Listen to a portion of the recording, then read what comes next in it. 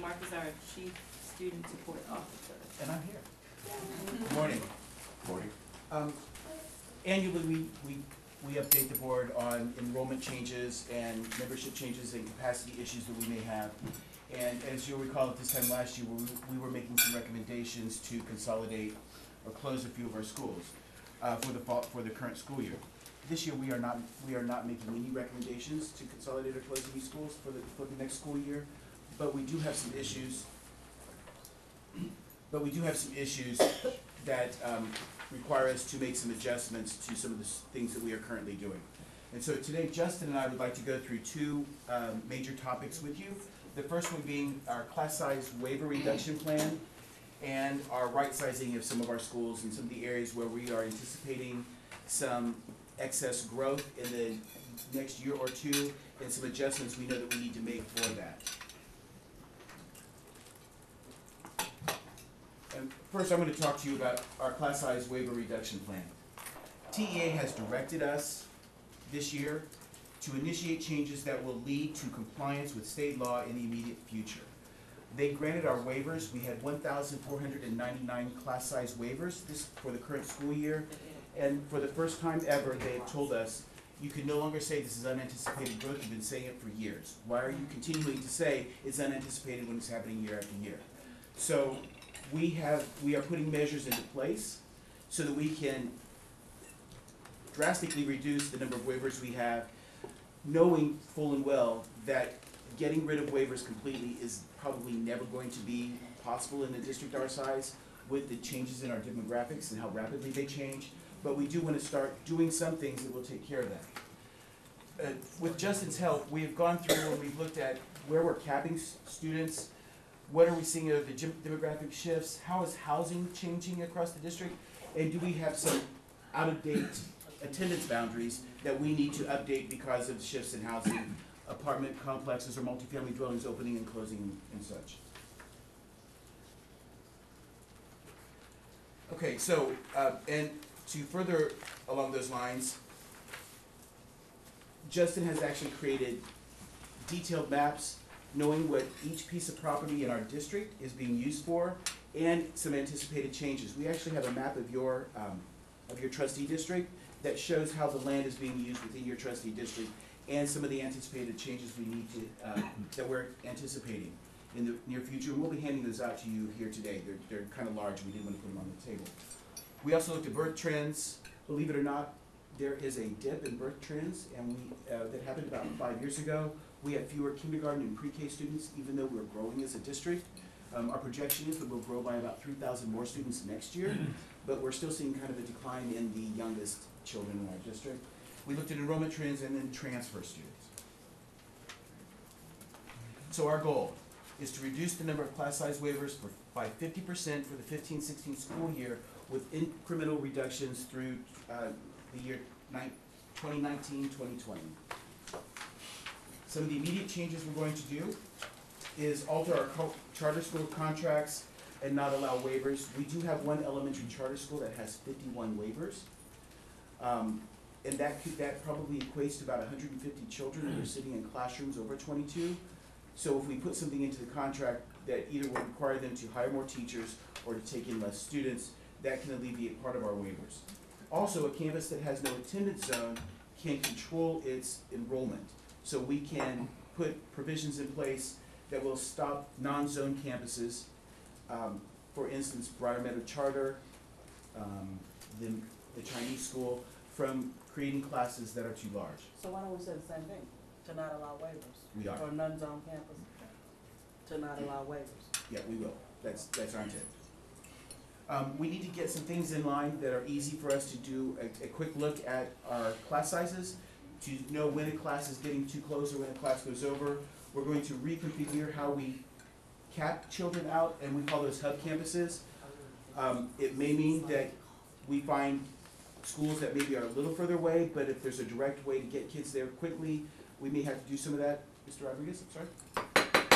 This special meeting of the Board of Education of Houston Independent School District is now called to order for the purpose of the stated in the duly posted meeting notice. The time is 8:09 a.m. The following board members are present: Ms. Anna Eastman, Mr. Manuel Rodriguez, myself, Mr. Herbert Moore, and Ms. Paula Harris. Go ahead. Thank you. Also, we're going to create some additional guidelines for schools. We're going to have an approval process that goes into place before a school, a school can initiate a waiver. And we want to make sure that all classroom space that was originally intended for instruction is used for instruction before campuses start capping kids out or start overfilling a class with more than 22 students. So Mark, our principals are really gonna complain because we, the budgets have been cut. And of course, cost savings is to hire less teachers and put more kids in schools. So do we have data that says these oversized classrooms are not seeing as much growth, or schools with a lot of waivers have challenged with their academics? We've seen some data because we're gonna get a lot of pushback, something you have to. And Ms. Harris, to be honest, it's a mixed bag. There is no correlation between a class size and the growth, the achievement, the academic achievement we're seeing. It's compliance. It's compliance. Mm-hmm. Compliance with public policy that may or may not relate to academic. Academic Exactly. achievement. Relating to California? No? Ms. Eastman? Have they told you that they will turn down waivers in the future? I'm sorry, I came in late, you may have said That's quite that right. before I walked in. They have told us that if we don't make a drastic change, they followed up their letter to us with a phone call. They said that if we didn't see drastic changes, then they could not grant our waivers, and we would be expected to immediately put all of our classes into compliance at 22 to 1. And is there any willingness to address nuance? I mean, if you have a school that has, It's you for know, the hallway. oh, Yeah. hello. If you have a school that has, like several classes that has 29 or 42, that, well, 42, I hope no K through, 4th grade has 42 kids in it. But if it's that much out of whack versus a couple kids over and spread across 4 classrooms, or if you have a school that is majority low SES at risk where we're not seeing achievement, that they would say no, or is it just gonna be across the board, we're not accepting any waivers, period, and you gotta fix it? They have not put any caveats around that. I don't think they expect us to be 100% in compliance next year. Right. That's not even our goal.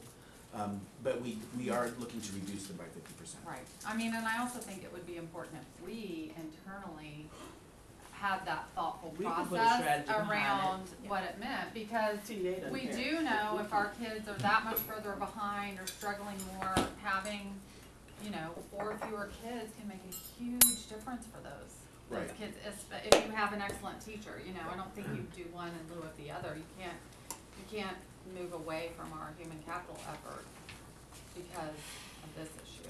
Exactly. And also keep in mind that a school that is rated as IR is not allowed to have waivers. So with on those campuses, We've we've been either joined by Mr. Mike Lunsford. on those campuses, we've either had to cap children out at a quicker rate, or we've had to ask the campus to hire more teachers. Well, and I think that goes back to Ms. Harris's point about budgets, because, we've also gotta remember that whole PUA funding thing, that when you have a school that is IR and needs more money to address it, but they can't have as many kids, then that is a, really bad unintended consequence. Or they have to have extra teachers. Right. Whereas their Moore. competition doesn't. I just wanted to say that what was pointed out a little bit earlier, one of the issues here is that, put another way, we're a district and we're a board and an administration which is focused on things that get results. We say we are, and I think we are. And so this is a little different, because as you said, due to the fact that no large research body suggests that small differences in class size makes any difference in academic achievement. Nevertheless, this is what the state is requiring, and so it's about compliance. It's about saying, well, all right, it's going to be difficult, but we'll do something. And that now, by the way, just backing up a second, as I said, no study shows, no no study that's widely respected shows a significant difference in academic achievement from small decreases in class size. There are some studies that have shown very large decreases, like from 10 students, Right. from 35 to 25, 25 to 15 can make a difference. So that's incredibly expensive. And we've noticed all over the country, like in California, where the state put in these decrease in class size guidelines, and it pretty much bankrupted the state. And then maybe a few other things that bankrupted California, but it didn't result in any difference. And so as one of my colleagues said, it can make a big difference to lower 4 students if you have a good teacher. Well, the whole point of that statement is actually the last statement. If you have a good teacher, well, actually, you didn't need to change the class size if you could spend your money on better teachers. Now, still, people care, parents care, everywhere, all around the district, parents care, and we don't want to see them get out of line. I mean, I'm not disturbed when it's 22, 23, 24. And that's where for years, that's where most of the attendance waivers have been. And I don't know if you want to go on too long to really get started, but usually there's a graph that shows the percentage of our waivers that are for 1 over and 2 over, and it's usually most all of them right there. Now, so I just want to close by saying that people do care about this, and because they care, we care, because it's a democracy, and we've been elected to care about, to reflect what people, believe in our community. And I think we all also think that class size in some way does make a difference, even if there are things that make more of a difference. But I do think if the state is going to wind up and say, this time we mean it, and I don't know if I believe it or not, because I don't know where the money's coming from to fix it. And then some of it's not money, and I know you're going to talk about that. But I do think it's a good idea to have this discussion, have this workshop, talk about it, do what we can, because there are areas where we could probably do a really good thing. But I think we just need to keep in mind as we go through this that this is a lot about compliance coming from an organization that has no money and no suggestion. They just know that people care and voters care about small class size. And I just think we got to keep that in context as we look. And I will also say that the former commissioner cared less about this than the current commissioner.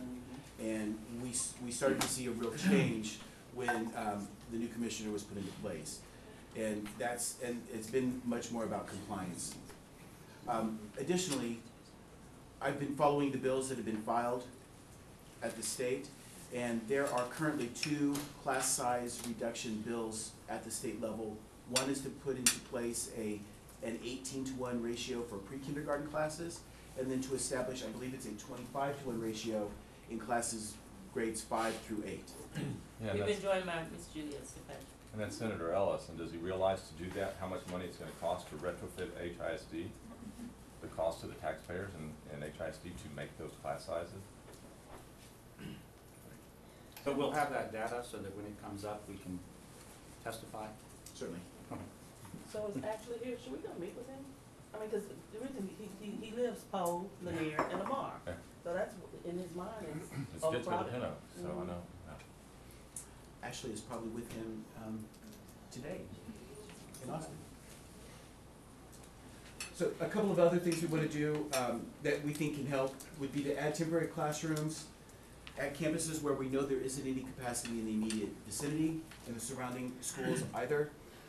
Adjust some attendance boundaries to relieve the need for attendance building or temporary classrooms, and then to make sure we have good written plans in place for how we how we take care of transfers in schools where schools are approaching their capacity or they're already over their capacity with their zone students. So our plan on paper is to, as I mentioned earlier, we currently have 1,499 waivers. 51 are coming from a charter contract. We have some non-zone campuses that have waivers. Both of those we're going to ask to reduce to 0. We have an interesting situation out in West Houston where Briar Grove, Pilgrim, Piney Point, and Emerson are located.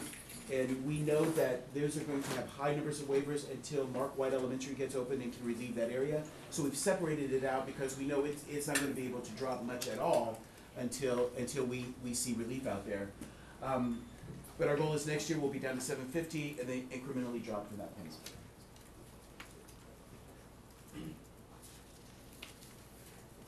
And now I'm gonna turn it over to Justin, and he's going to talk about right sizing. Mr. I'm sorry, I Longbridge? was late and I got stuck in traffic, but did you address a lot of the issues is that you may have 3 children that are over in an ESL class versus a bilingual versus a GT versus a regular, and you can't dump them all in the same classroom? Right, that's a real conundrum that we have. One of the things Justin has also put together, we have maps, again, they're big maps. And he's listed every school, and the color coding on that school indicates the number of waivers they have, and then he'll list out how many are for ESL classrooms, how many are for bilingual classrooms, how many are for regular ed classrooms. The schools that have the hardest time are smaller schools that have a split population where half the students need bilingual programs, the other half needs an English program. Because they I haven't seen they a school don't in have any HISD waiver. that doesn't have anyway. bilingual or ESL. I Yeah. went through every one of these, all of these Yeah. things.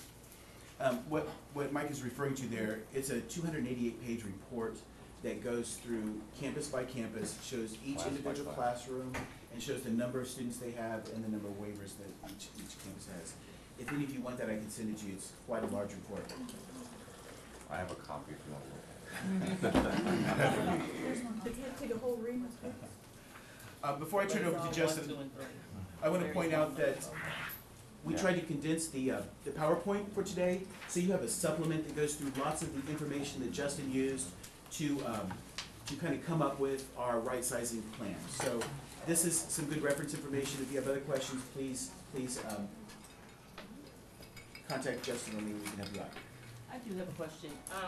When I think the whole reason TEA, initiated this correspondence with us was because our numbers are so disproportionately larger than other large districts in the state. Have we looked at how other places are, handling this issue and why ours is so disproportionately none? Because there are places with similar different demographics, so do we not have enough facility? I mean, what is it that we're doing differently than these other places are? I think a lot of it, Ms. Gillern-Jones, goes back to how we fund campuses. That when we fund it, most large urbans, especially in the state of Texas, fund they use a teacher formula. So when they count 30 first graders, they automatically put 2 teachers there. Our principals are looking at that as, I don't have enough to fill 2 full classrooms, so they won't do that. So they don't see the extra funding for that gap of 12 that they would consider to be 2 full classrooms. So decentralization? Okay, thank you. Well, I would say it's our student-based allocation formula, which is a little different than decentralization. Okay, Mr. Martin? okay, sorry, but as a follow-up to that, I mean, you can say it's a decentralization formula, but when those other districts that you mentioned don't do it that way, they pay for not doing it that way. They pay more because That's they're correct. funding half-empty classrooms. That is correct. So that their average comes down. So it's decentralization and the desire to make it work on our budget. Right. Okay. And if we did that, we would probably have to close schools, because we wouldn't be able to afford to keep as many schools as we have open on that same formula. I've asked Ken to run that for me before, and we never really needed to, but we might. Well, let's just throw that out there so that we know what we're talking about. We have small school subsidies that keep a lot of our under-enrolled schools open. And so when you go into take into consideration our class sizes and whatnot and budgets, then some of that is carried over to the small school subsidy. Just off the top of your head, how many schools still receive small school subsidies, do we know? The number is dropping. We A eliminated guess a would be lot of around, that last year, a correct? guess would be around, I think we had 90 the year before, and I think it's around 60 now. I thought so, okay. Yeah. I will look it up and confirm. Justin? Good morning. I'll start here looking at the fall of 2015. These are 6 areas that we think need to be looked at for possible rezoning, and these are for various reasons, and they all affect class size waivers in the long run. I'll just start going through these. The first area is out west, and we've had a couple of meetings. Mark and I went out there with Greg Myers last month and discussed this community, this growing community in the Briar Forest corridor and energy corridor. A lot of new apartments and even new housing subdivisions causing a lot of growth out there. Both Bush and Daly Elementary are projected to become overcrowded within 1 to 2 years. They're both already capping this year students. So altering attendance zones might be necessary in all the campuses out there, and converting Ashford and Shadowbriar into a QK5 configuration is an option. So this is one of the major changes that we probably need to make. The potential here is it could dramatically change attendance boundaries in Far West Houston. Bush hasn't been around for too long. I think it's less than 20 years or right around 20 years. And then we realigned this once just because of the changes in the growth. So one of the things that Justin looks at is to make sure that we are taking into consideration the racial makeup of the schools, the number of students that are coming from single-family dwellings versus apartments versus multifamily dwellings like condos and so on. So we try to keep those as they currently are as we make some of the boundary adjustments. But this could potentially be a very significant change for what's going on in Far West Houston. In your supplement, there's a map at the very back, by the way, that shows what growth would be like within 5 or 6 years if we did nothing. So that might be a good reference for you guys. It's the very last page. Our next focus area for this following year, this coming year, is the Medical Center Braeswood Place area, where we actually are seeing a lot of student growth. It's related to housing and demographic shifts in the area. Currently, Roberts and Twain elementaries are just right at capacity.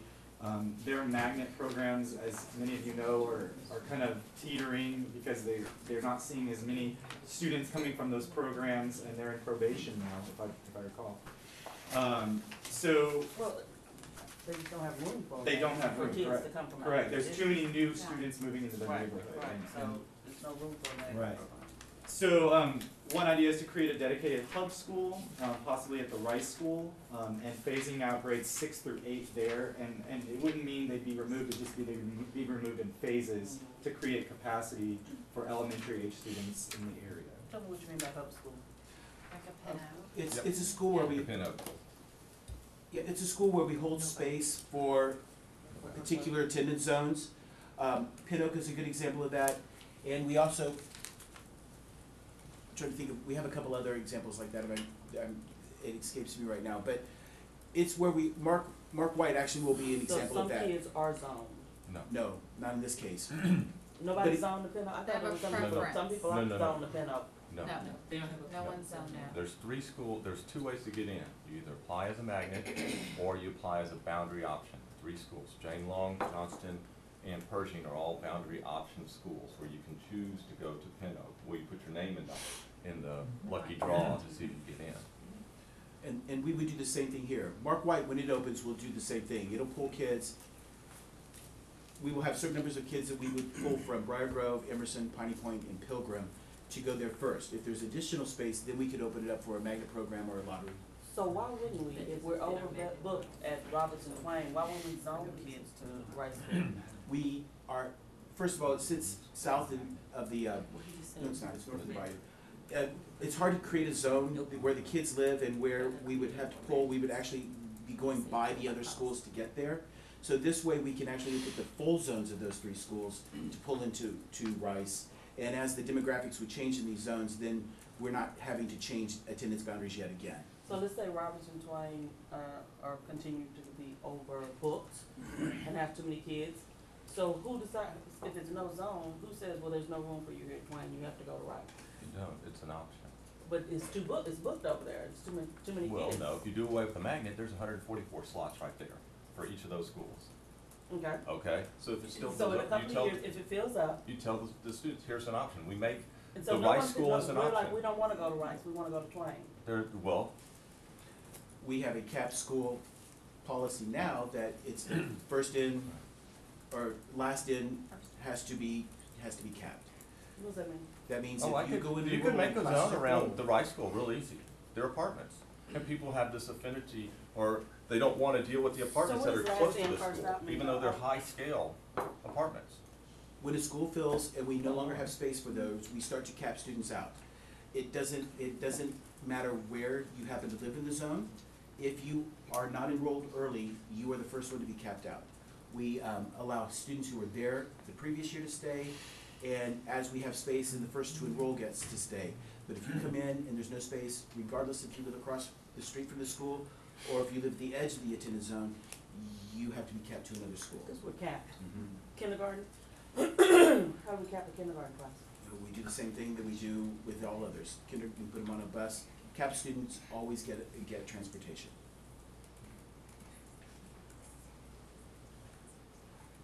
Because I can't see, you know, people move to that area to go to Robertson Twain. They don't move, I mean, traditionally, Rice doesn't have its own. So if I move into that area, and people do it all the time, move to that area to go to Robertson Twain, how are you gonna tell me I can't go to Robertson Twain? How are you gonna make me go to Rice? I just don't, I think that could be a problem if the numbers, I mean, 144 is not a lot of space as It's well. not. It's basically what we're experiencing in Briar Grove.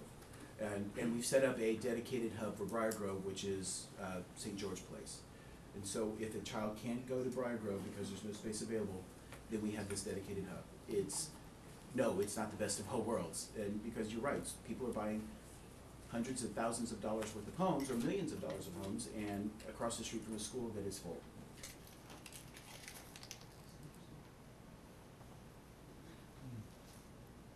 I'm hoping that we can develop the Rice School into a school that's a preference that people would like to go to. Absolutely. Well, I'm hoping we can do it for all our schools, but in the Right. meantime, we have 144 slots and more kids that, you know, I see a challenge there. And so that's one of the things we're looking at immediately too, is to how can we reignite that relationship between Rice University and the Rice School? And can we set up some sort of program that would be beneficial to, that will attract neighborhood kids Does the over? Rice School have like 1,200 kids in it? It can hold 1,100. So, I mean, some people are preferring to go there. It's not Right. like a, Yeah. It's not an majority, empty hour. I mean, the demographics show it's, the majority come from, District Outside. 9 and District 4. Exactly. I Right. mean, it's not a bad So school at all. I did hear you say, Mark, that a magnet program would be a consideration there as a draw, so that doesn't fit what our magnet policy. It's a real It's a magnet now. it is a Yeah. magnet. And we're actually, during the time right now is when schools are looking to, What is their magnet? STEM. So we would not have to create a new magnet, like you That's said, correct. okay. we that's- have a magnet chain, a way to change your magnet program and a way to add new magnet programs. And right now, the window is open for schools. Right, okay, that want to so I add was, new. you said you were gonna create a new magnet as a draw, Oh, and it's that- 100%. We would follow the same guidelines we're following for now. okay. Part of the problem is that the Rice School, they got the special supplement, like T.H. Rogers did, the magnet. And when they did away with that, they had a smaller population.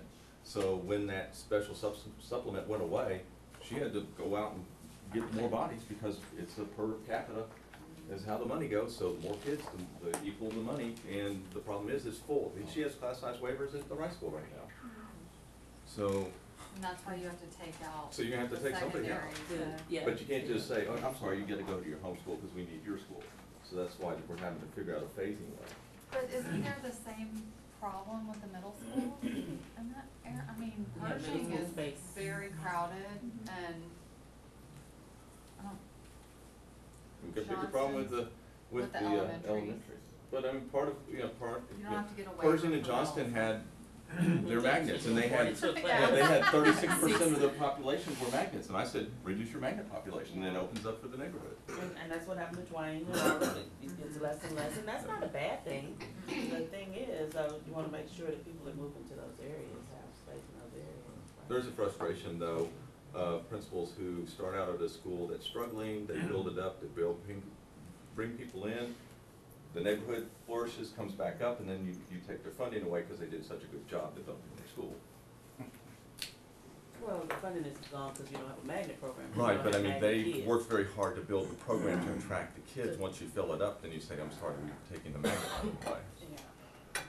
and you can take in per unit money away, so. No. But the thing about the kids that didn't have that extra money, the schools that didn't have it, they're frustrated too, though, because they never had the 20 years of extra 300, 400,000. Even 80,000. Or even 80,000 they would have taken, but they didn't have it. Our next area, focus area for the following year, or the next year, is the North Line area, north of 610, between Albany and ISD, where we've had a lot of growth, in the last, say, 10 years. And we might need to adjust these attendance boundaries for 3 specific schools, North Line, Burbank, and Lyons, just because they're not balanced, they're very unbalanced, and right now, some of these schools like Lyons and Burbank are over capacity by quite a bit, whereas North Line is not. And it's just that the population is in different areas. So if we could adjust those, we can reduce capping, we can reduce waivers, all around, and just overall balance the enrollments at these campuses. Well, I also think it's a combination of the same situation that we're talking about here, that at least for Lions, people will do whatever it takes to get their kids there. They'll live with their sister or whoever, it's just like a Linear or a Bel Air, and I know Burbank is a very large, very full school that may be, that's where the people live more than Lyons is, but, I just wanna make sure if we're diverting kids to North Line that they're gonna end up with the same experience and outcomes that kids at the other schools do too. So if you adjust those boundaries, like at Burbank, who's close by? Is that a Jackson or is that a Helm? You would only be adjusting those 3 campuses. It could be done with just The affecting. Burbank and Lyons Burbank kids is would get elementary, zoned yeah, in yeah, North yeah. Line. Yeah, it's Burbank Elementary. Yeah, Burbank. Which You is might a shift- huge elementary, Yeah. it's a big So elementary can we school. speak one at a time, guys? Thank you. You're welcome. Mr. Rodriguez. Okay, so Burbank Middle School, what's the population of That's what I Burbank was Middle? thinking of, Burbank. About 1,400 kids. And it's got a capacity of?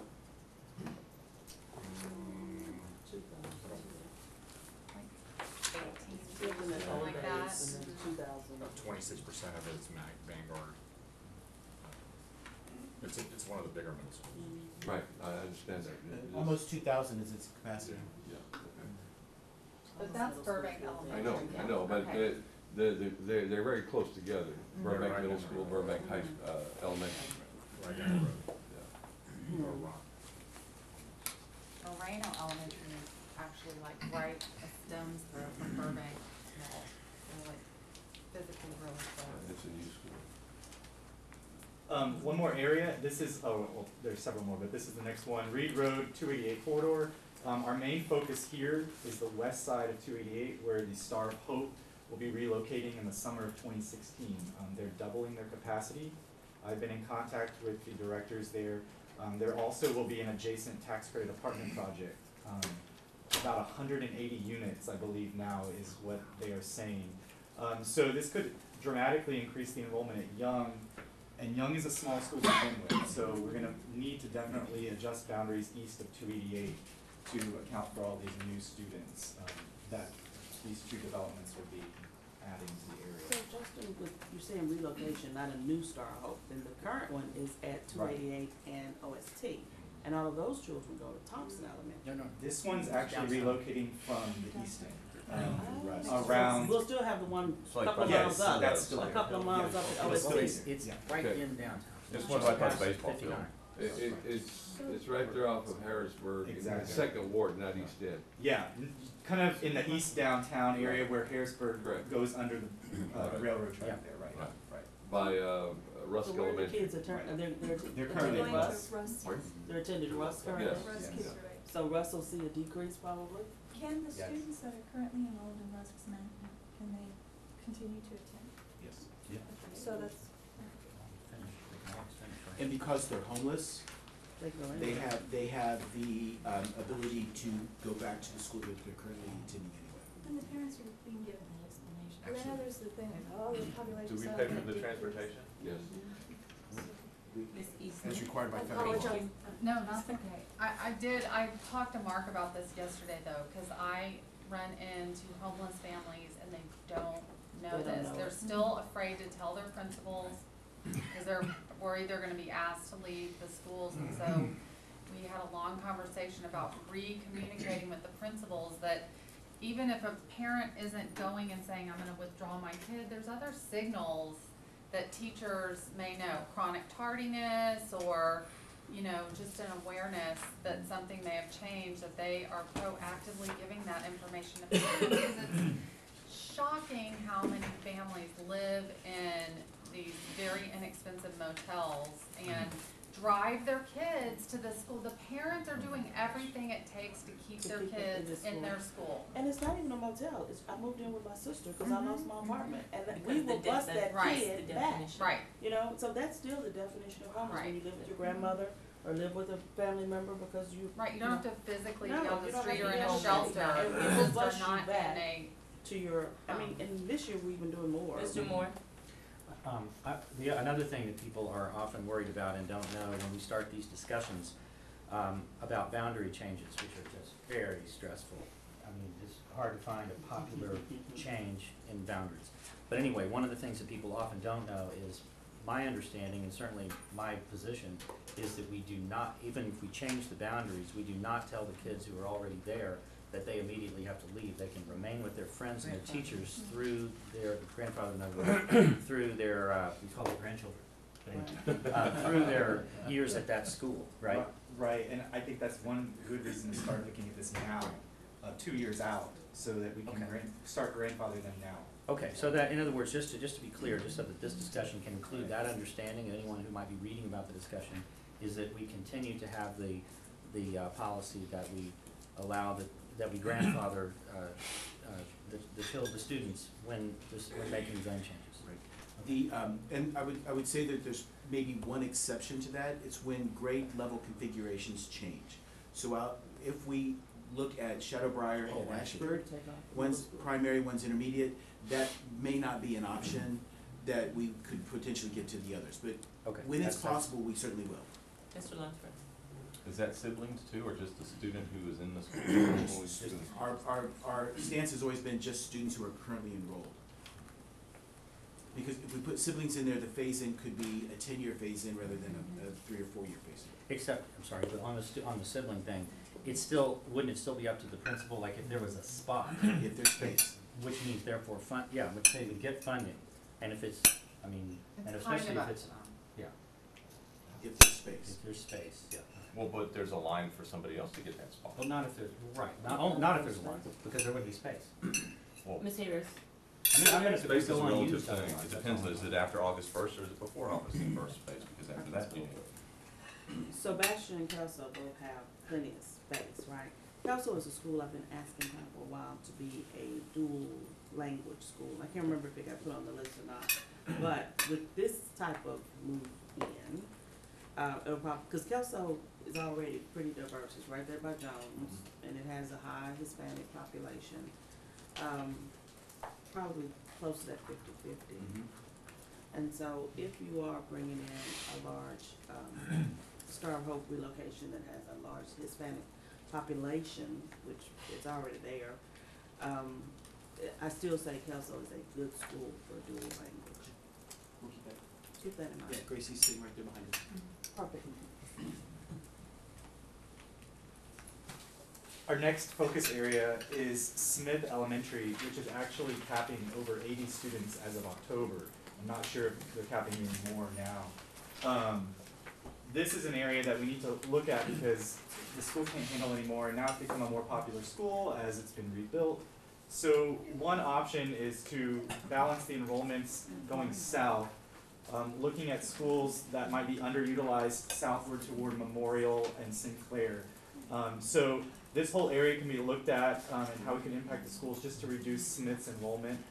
Wainwright is close by, but the students don't really live near the school, and they have a lot of temporary buildings. So that was one reason I was thinking of looking farther down TC Jester for relief.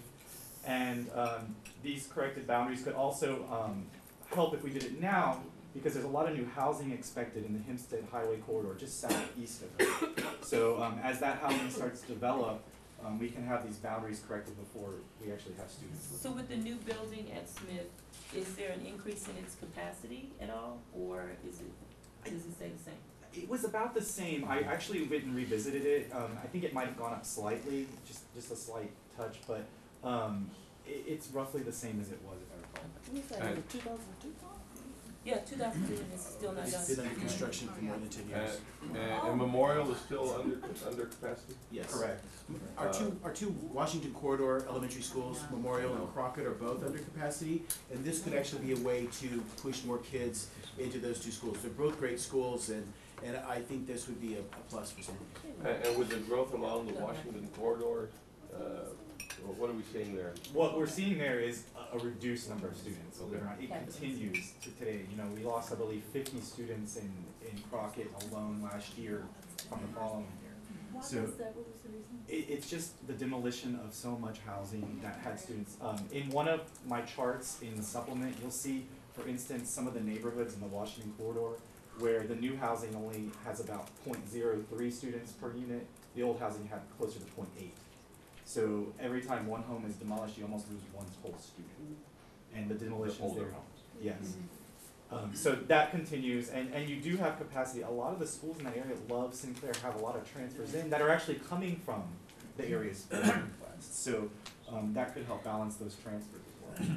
So the transfers, I'm sorry, would be Memorial, Sinclair, and Smith. That's where you would adjust your. Correct, and Stevens. Stevens would kind of be a zero-sum change. You would just kind of move a few students, move students from the north-south. Half of Sinclair is transfers in. Right. It's highly transferred. From which school? All over, but mostly, in that area. In that area we're talking about, right? And it's becoming increasingly popular. Within the People neighborhood. love that principal. Mhm. Sinclair. And they're great with special ed kids. Also, another thing to think about is the Shady Acres area, which is down West 18th around here. Right now, it is the highest concentration of construction in HISD. So if you drew a circle around Shady Acres and included Oak Forest and the Heights, it would be the #1 selling master plan community in the Houston area. But you don't see that when you see those statistics because everything's separated with independent builders. So the demographic shifts around this area are striking. If you brought, I ride my bike through there a lot, I'm sorry, I didn't raise my hand, but it is just like, Right. and there are houses that either, you know, a childless couple could move in or a family could move in. It's not more like further south, where it's Shepherd and TC Jester and I-10 is much more, you know, no Right, kids. adults only. Mhm.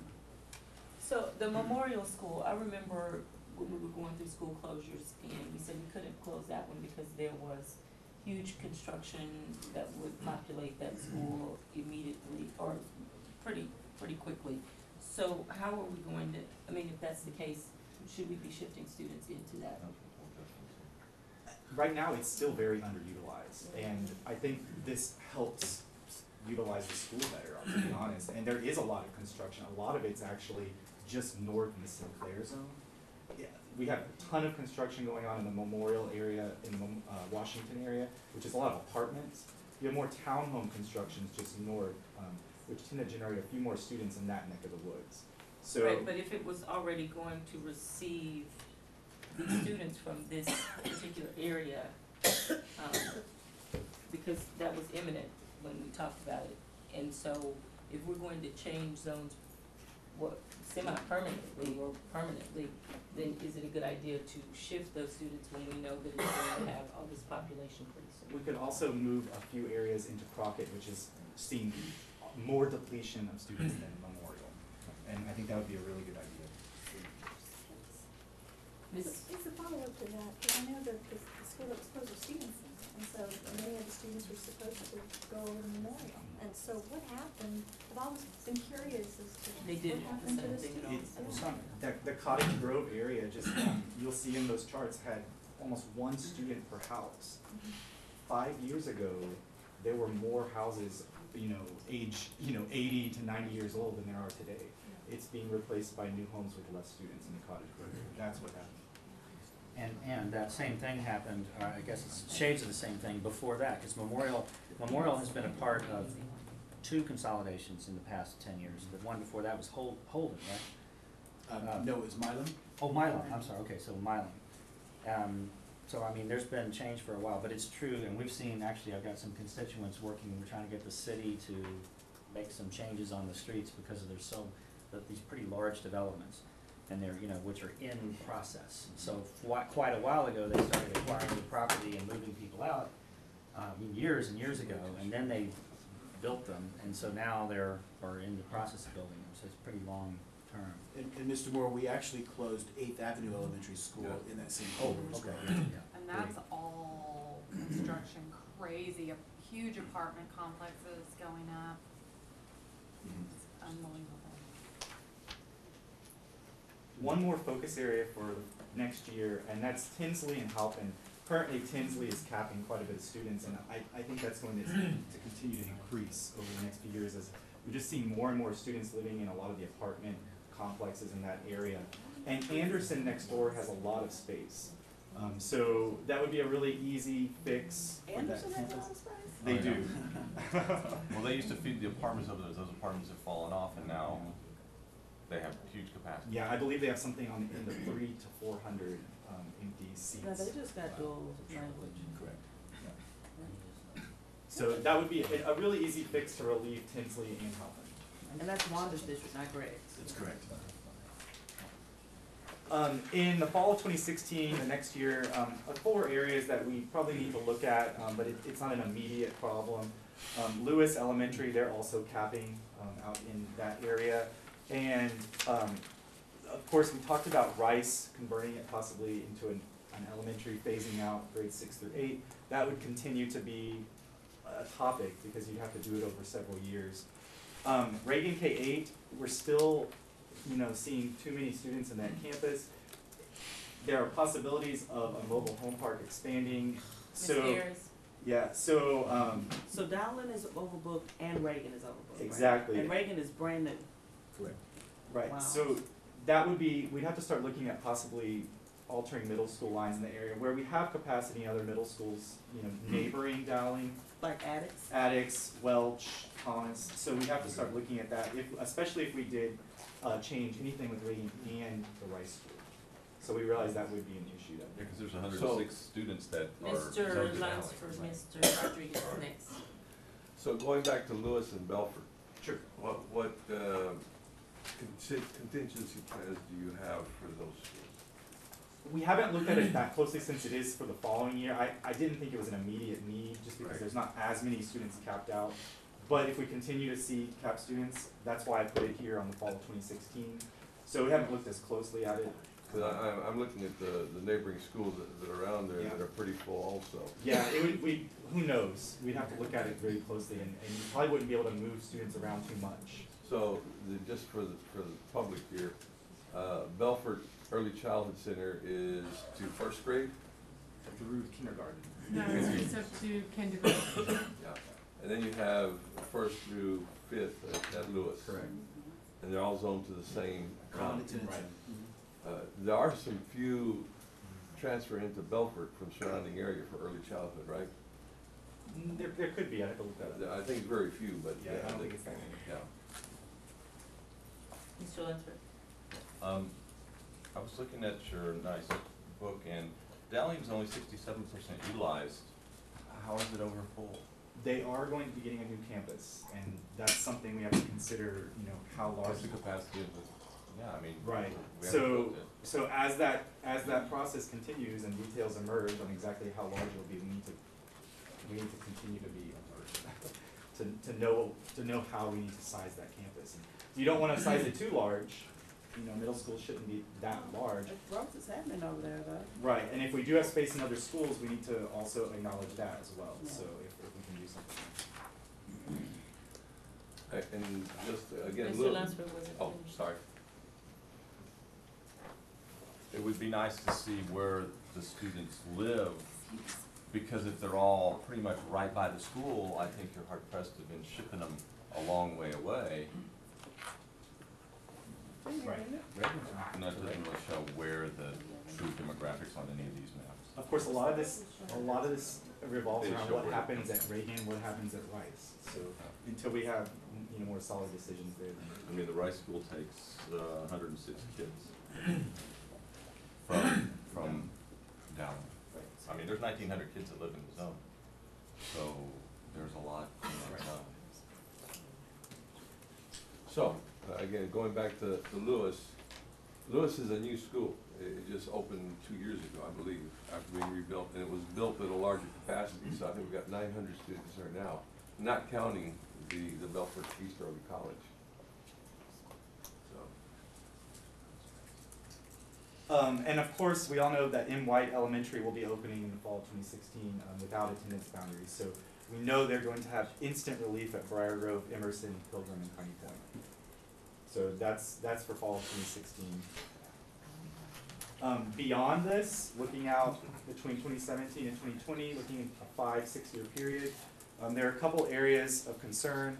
One are a lot of schools on the East End continue to see declining enrollments. Neighborhoods such as Eastwood, Central Park, Magnolia Park, birth rates are dropping. We're seeing fewer and fewer children. So this is going to possibly involve some East End consolidations in the future, not today, but we need to be thinking about that as a lot of these campuses are very close to each other. Mr. Page. Question, so we talk about East End consolidation, you're talking about these specific neighborhoods. What about the growth in the Second Ward area with all the townhomes and what's moving? Just in not a that? lot of students. You'll see some of that in the charts I provided in the supplement.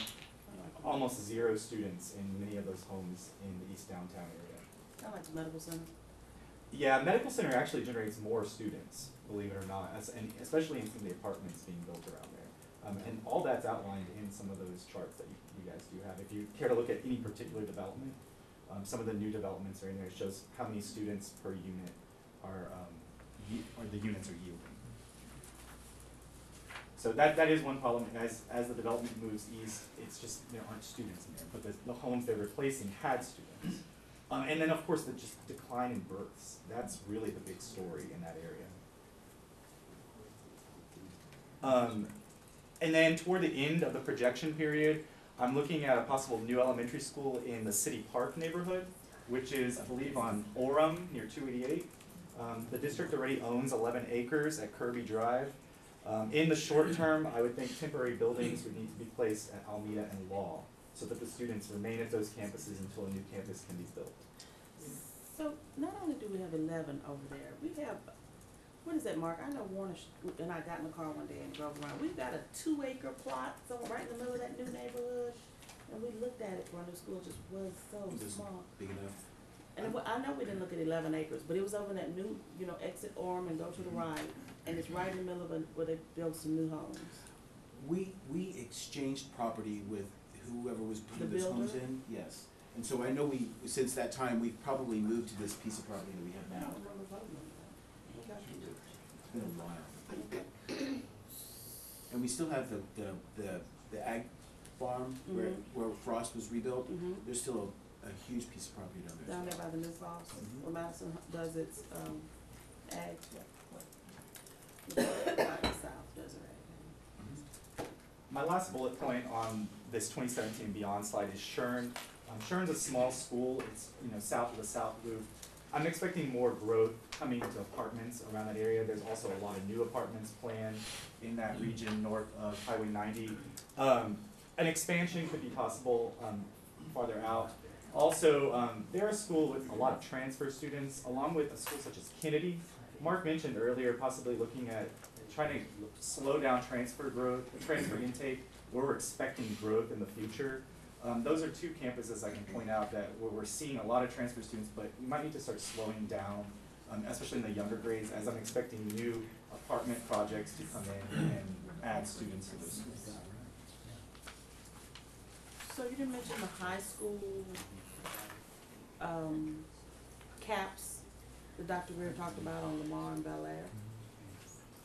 No, we didn't. We've actually already written letters to those schools, and they have created plans to help work their way into their new building. So those are So already just underway. taking less ninth graders? Correct. In Magna? So Correct. not affecting the boundaries at all? Right. And Ms. Gillen-Jones, you asked about the number of schools got it. receiving small, you got it? Okay. 75? Yeah. 75. So go back to what's gonna happen with parent notification. Let's go back to those first parent notifications for 2015, right? Yes. And that was because you talked about things in different phases, so I just wanna make sure the ones that are about to get these immediate parent notifications are from which communities?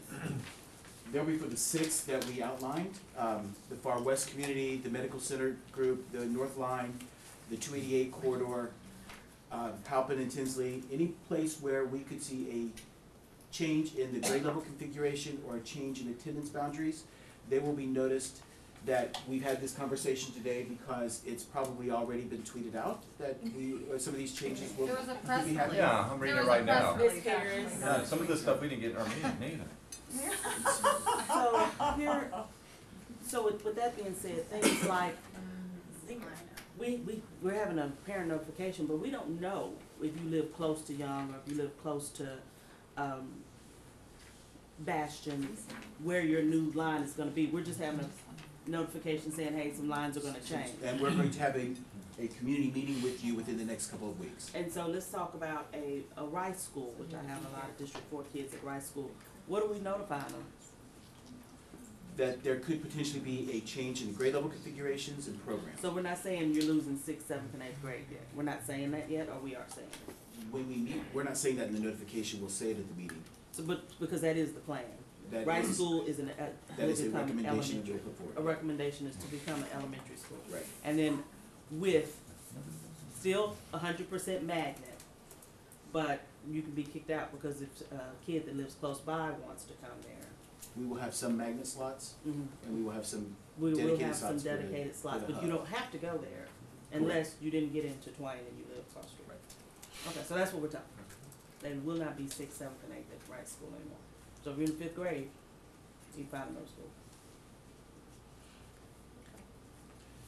And that'll be for the 5th graders of next year, not the current 5th graders. Yeah, but I mean, Magnet. you don't wanna go to 6th grade and then have to transfer to, I mean, that's good to tell them now. Right, and they won't have to. Oh, because we'll still have 6th and 7th and 8th, just not for kids coming that weren't already here. Right. So we're gonna keep 6th, 7th, and We 8th will let them stay. after 2016 school year. And 17 will be 7 and 8. 18. We just won't take new Right. students. Right. And then any change to attendance boundaries has to be approved by the Board of Education. And so our goal is to bring those changes after we have the community meetings to you in March. Feel like 4th being last week.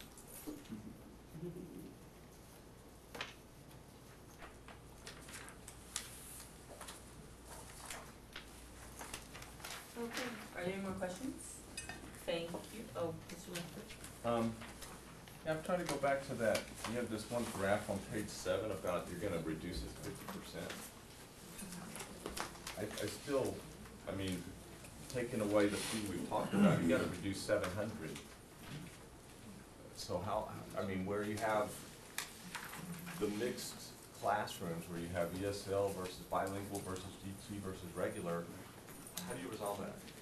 Well, we will still have 750 class size waivers. I think we've got some easy wins at some of our schools. We have some practices that probably generate more waivers than necessary.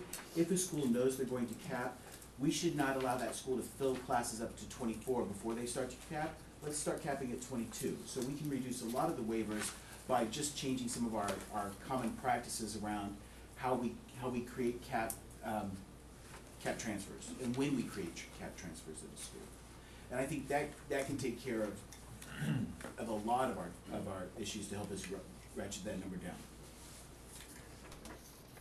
Mr. Moore? I think this has been a good presentation.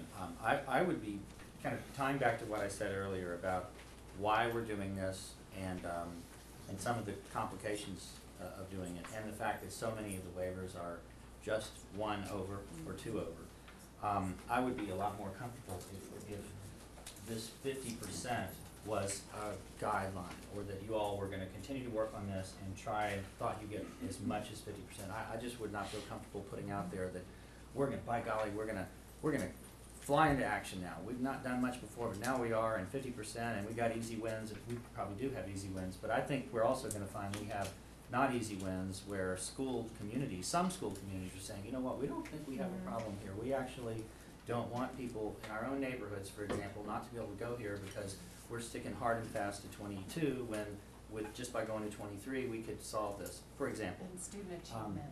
Yeah, and the Still high. relationship with student achievement. you know, and because we have very high student achievement in many of these quote overcrowded schools, and so that's really not, there's no clear connection. And so I'd be more comfortable if it were said that way. And then the other thing I wanna point out is that the reason that these one of the reasons why these schools are trying to get as many kids in there as possible is because of the budget crunch that we have put them into with the state's help. I mean, because of state funding.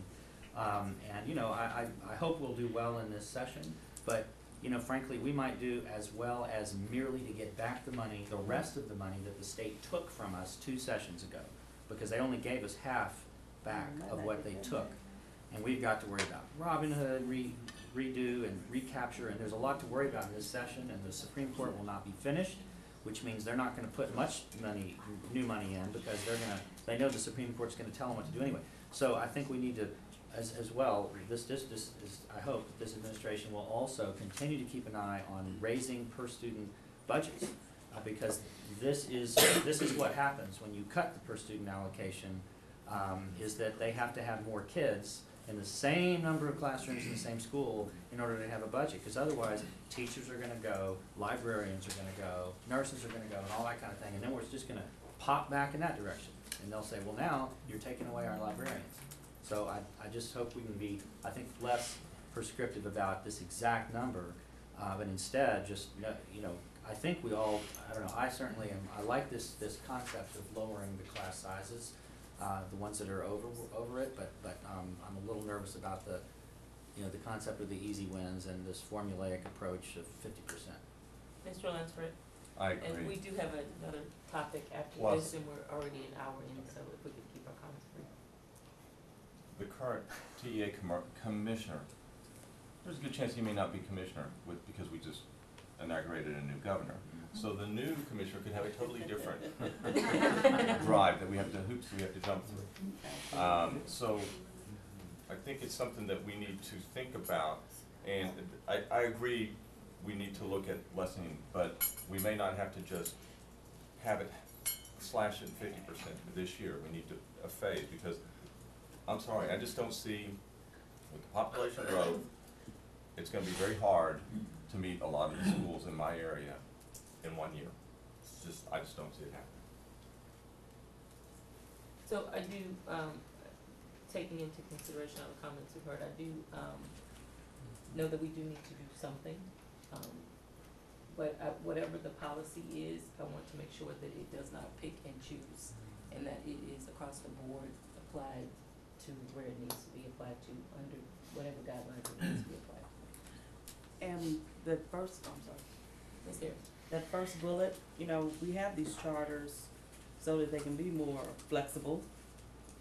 And to say we're gonna give you zero policy, I think that's taking away a whole lot of flexibility from what they do, as long as they provide results. So I'm hoping that we get someone, or I'm hoping that they're just bluffing. That was one of the easy wins, was it not? Oh, yeah. That's 51 right there. Uh-huh, it was, but then Up to 700. and so you're almost at 10%, but, I mean, that's, you know, that low hanging fruit is, could But come back and bite we're us. taking performance into consideration, because I'm assuming we are taking performance into No, consideration. not on that one. No, I mean, not on- in we're ours, just saying then zero. maybe performance consideration should also be taken for charter Well, schools. the state isn't, so, but you're right, it should. Any other questions? Well, thank you, and now we will ask, Mr. Bobadilla to come in for the bond update.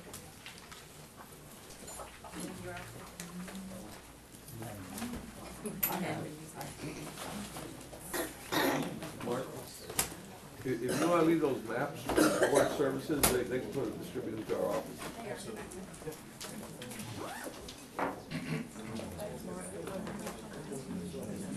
Yeah, you know.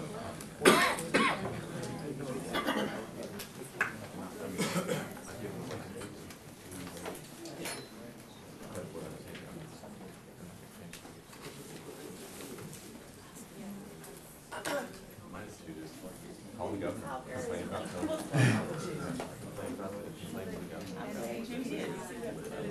Recommend adding. point. Not more details than the board meeting. And on top of the combination. You never been in Not Yeah. My guess is that's More detail. Man, I mean, that's the magic. If I were king, But that's good, that's what you need to take. I would try to put back $1 more than Snowball 2 years back, playing that we couldn't get on.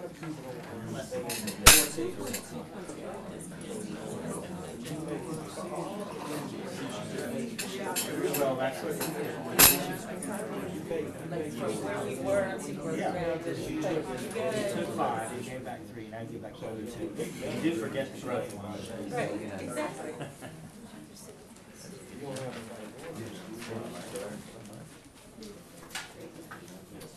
Hurts. It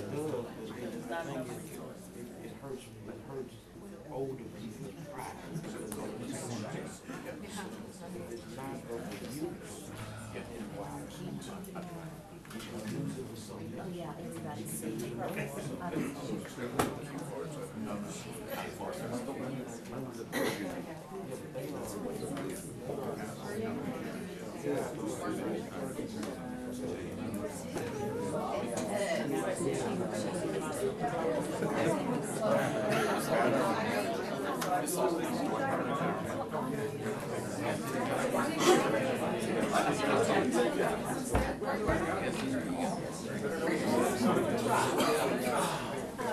Somebody else, not me.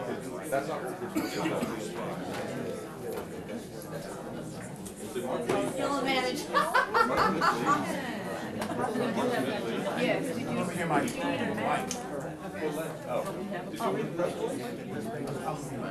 It says Is exactly anyone what we else said. besides Charlotte Juliet have to leave? Boundary changes for Westview, Wayne, Roberts, what are we talking about? Excuse me, Huh? do anyone besides Paula and Juliet have to leave, or we have an agenda item? I need to leave by 11. Yeah, I have to leave by 11, I didn't plan on being here all day. So this is all of our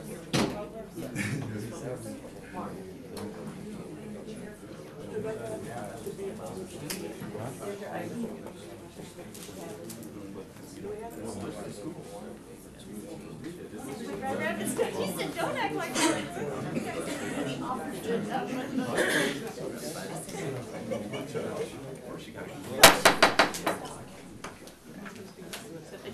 Okay, we need to clear one business agenda item before we use the floor later.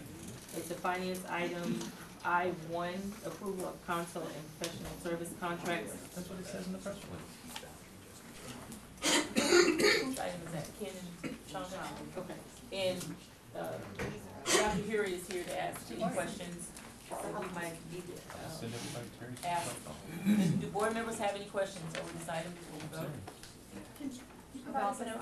This agenda item, Ms. Eastman? I'm wondering why we have to vote on this today when we have a business meeting and we just had a business meeting, I think, was that last week? It just seems highly unusual that we have, this is brought on a workshop day. And I'm wondering It why is we're doing it. unusual, and we apologize for that. There was some confusion about this contract. It was originally listed in the agenda for last Thursday, and then there was a little confusion in purchasing about whether it did have to be voted on or not, and it was pulled.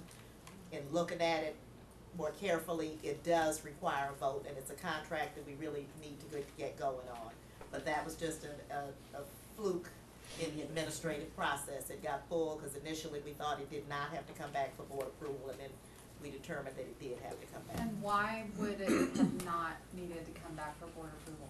As I understand it, the board has approved this before funding for last year, and they were thinking because all the money wasn't spent last year, that we didn't need to bring it back. But last year's approval was only for last school year. It's the agenda item specifically referenced for last school year. So if we wanna carry over and spend the balance of the money that was appropriated during this school year, it does require another vote. So is this an increase, I'm not finished, is this an increase to what we approved last year? Or just left over? In money? It's the same money. It's the same budget, Same it's budget. not No, It's it's not not a- adding any money to what we approved No. last year. No. And I think I read in the item that you guys were gonna put metrics in because of our new policy that were not in there when we voted on it last time? Yes, that is correct. Okay. Mr. Rodriguez? So in clarification, if this is the same money as last year, we didn't use any money last year? There was some money used, yes. Okay, because what we're voting for is not to exceed $1.5 million. Yes. So that means we could run up to, if we vote yes on it, we could run up to $1.5 million. Yes, you could. So what is the balance is carrying over? It's approximately a little bit over 1.5 million. We're carrying over more than 1.5? Yes. Okay, so there's no new money to put into this? No, sir. So, what was used last year? What were the results? And did it show improvement in terms of student achievement performance in any way? So, what's the background? So, it was used primarily in our middle schools last year, and so one of the documents that I sent yesterday outlined some of that information. And so, some of the results we saw, at Hogg Elementary School, we used it with some of our ELL population, and so we saw an increase in their performance. And we saw that in DD, we were able to increase.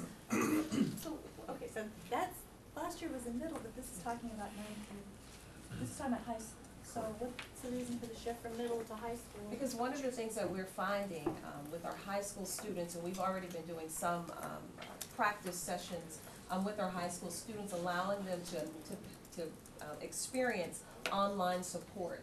And so one of the things that we're finding is that our high school students tend to do better with tutoring when it's online and it's someone that they can actually see and actually work through the course sequencing with them.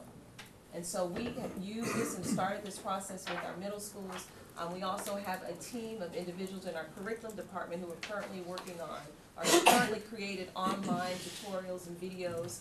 And so we just do not have the capacity right now as a district to provide this to address close to almost 2,000 seniors that we still need to make sure that they pass an end-of-course exam.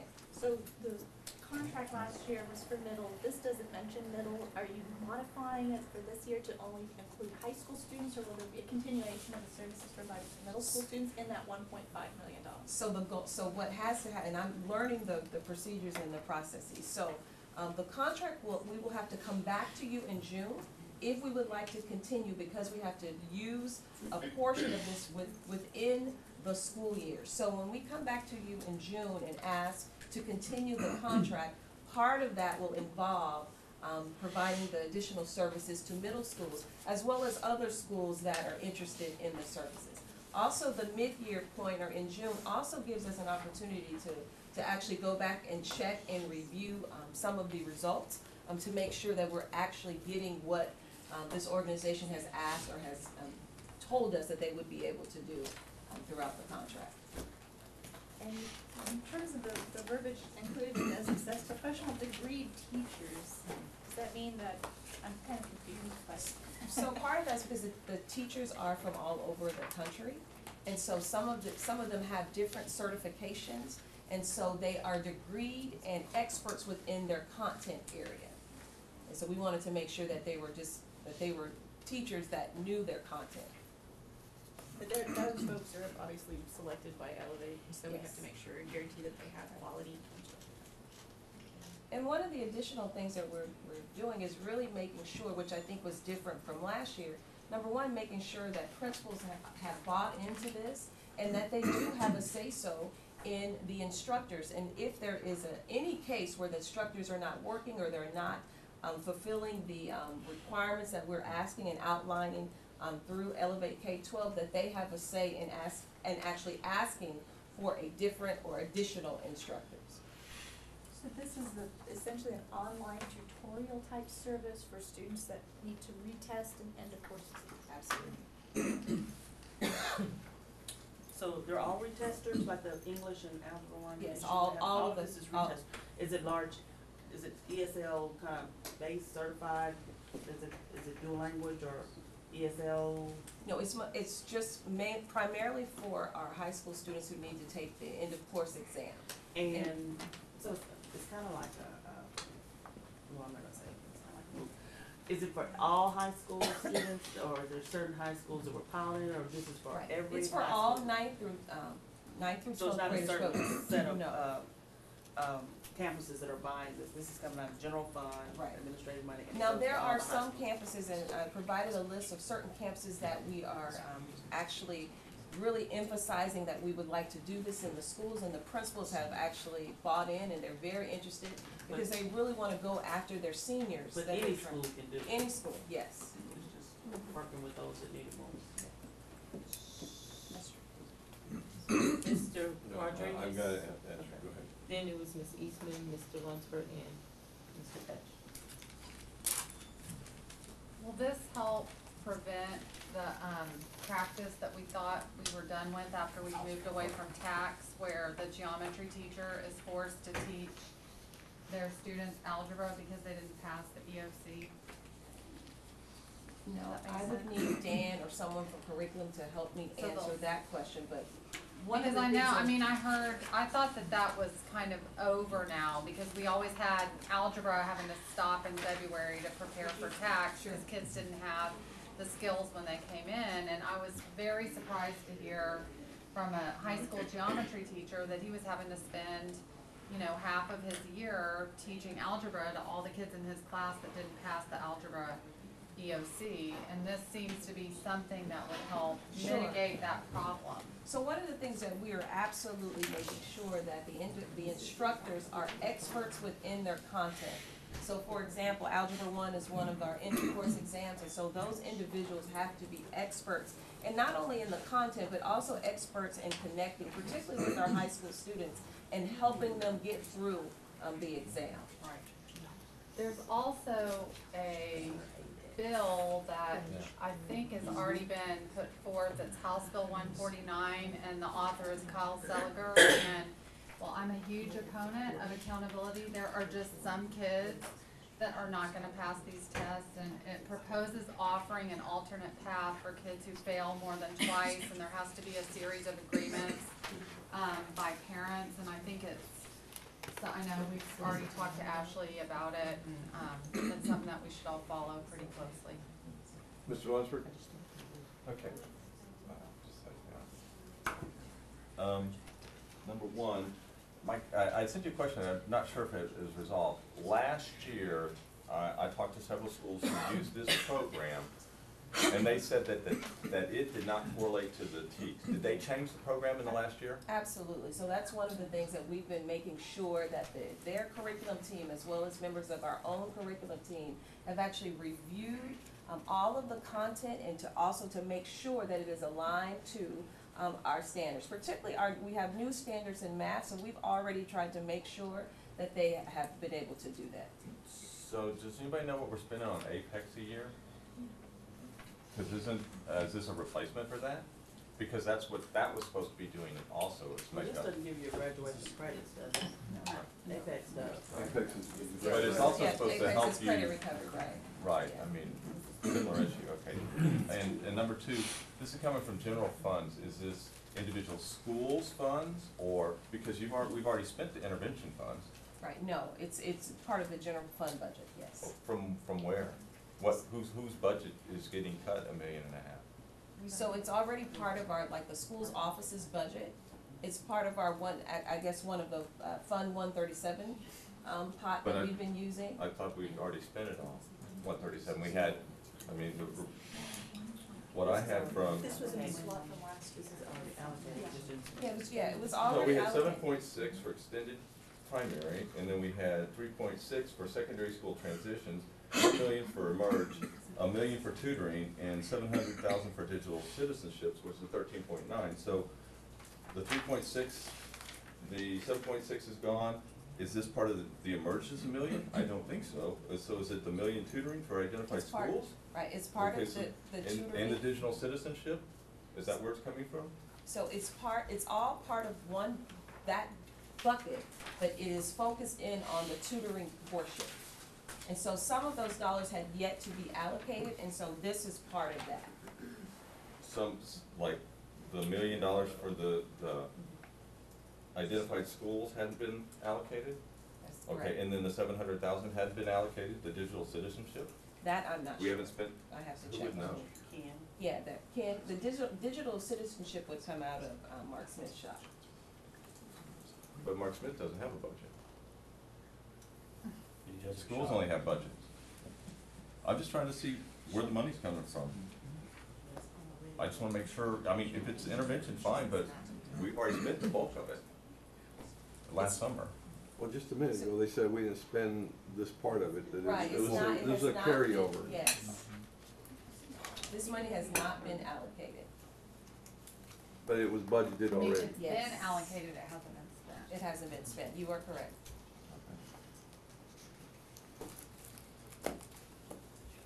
So I do wanna know how much we spend on Apex and kind of the metrics behind, if this is going to the high school on top of Apex, maybe this can help with graduation recovery, because it helps you get credit for a class. Because we do hear a lot of complaints about Apex being, used erroneously, meaning kids are going in at the last minute and just not really doing the Apex classes, so it'd be really good to investigate some Sure. I'll get that information. metrics on Apex and correlation with this. Okay, I know that, in terms of other interventions and things that we've had, like using tutors, you know, that were there on campus, and this is a transition to an online, tutorial of 1 to 4. I mean, in terms of the comparison and the analysis that was done in bringing this forward, is this online option going to be as effective as the person sitting live with the individual? Yeah, or is it a cost-effective opportunity? And so I wanna make sure I understand your question. In terms of the research or that you have performed to make a determination, what is more useful, having a live tutor that's sitting there at the campus with the individual, or using this online opportunity? Well, You want, I mean, just from the experience last year with middle school kids, there is, Elevate provides a person in the room with the kids. So there is somebody there, plus they're online with a tutor. So there's the 3 to 4 kids on the same platform with somebody conversing. And the kids were engaged, honestly. They're more so engaged than they are sitting in an Apex Credit Recovery Lab. And so I think, I think what we're trying to do is like, with this, do the curriculum crosswalk. There's a pre-assessment, so they identify the kids and where their gaps are, and then they put like kids together with the tutors to cover the content, and they are adjusting to Algebra 1, the geometry, the English 1 and 2, and biology.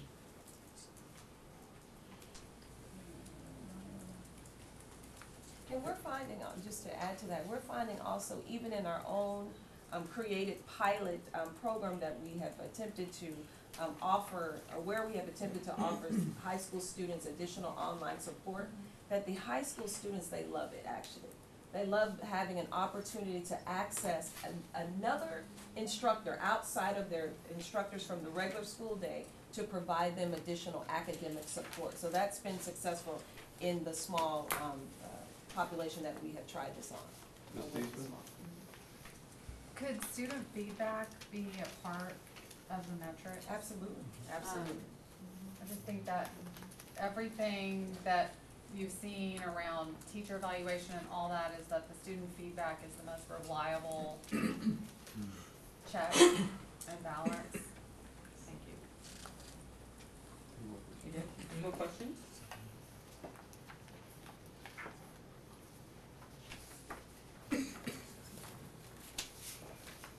May I have a motion? So moved. Have a second? Second. Any discussion? Please show by vote of hands. It passes 7-0. I do have one question about that. We already voted as part of the budget to set aside this money. We didn't vote on the specific programs prior to this, like did we vote on summer school in the way that was structured? Did we vote specifically on that? I don't believe so. So why, we vote on this because it's a contract? Right, the contract Because of the expired. size of the But contract. it expired for last year, and this is a carryover. So if the for this contract year. was there, we wouldn't have they could use whatever they want. Because we had already done it. I just wanna, that's why I just want clarification, because let's go back through and going, we vote on this, but we don't vote on other things that you're doing. So if you did a multi-year contract, you wouldn't have to vote on them. Thank you. Mr. Bobadilla? Thank you. Good morning. Morning. How's everyone? So we want to spend a little bit of time with you this morning, providing the board with a bond update. And before I get started, I do want to recognize Gary White, who's joined us. He's around here somewhere. I see him. He's the chair of the Bond Oversight Committee, so happy to have him here with us this morning. So we're going to go ahead and get started with our presentation. And Susan, who's going to join me, I'm going to ask her to get us going. Good morning. This is a very brief presentation. We've got 8 content slides, and I think it would probably make more sense if we go through the whole presentation fairly quickly, and then we have, I'm sure you'll have lots of questions. As we get started, I wanted to be sure you have your packets in front of you, because I'm going to be referencing 1 or 2 items in there. When we began this bond program, we were on the ground with the project advisory teams.